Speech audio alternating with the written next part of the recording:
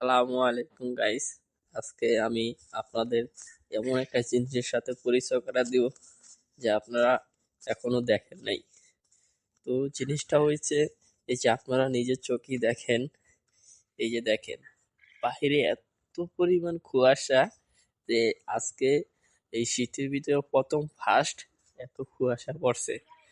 মানে কোনো কিচ্ছু দেখাই যায় না কুয়াশার জন্য। দেখেন এমন একটা অবস্থা, এত কুয়াশা পড়ছে আজকে যে চারিদিকে কোনো কিছু দেখা যায় না। ওই ওদিকে এই যে আমার হাতের এদিকে একটা বাগিচা আছে, অথচ এই বাগিচাটাও দেখা যায় না। তারপরে আমার হাতের এইদিকে আমাদের বাড়িটাও দেখা যায় না কুয়াশার জন্য। তারপরে ওইদিকে আছে রাস্তাটাও দেখা যায় না কুয়াশার জন্য।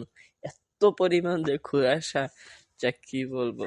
এখন তো হয় শীত শুরু, এখনই যদি এমন কুয়াশা পড়ে তাহলে সামনে কি হবে সেটা একমাত্র আল্লাহই ভালো জানে।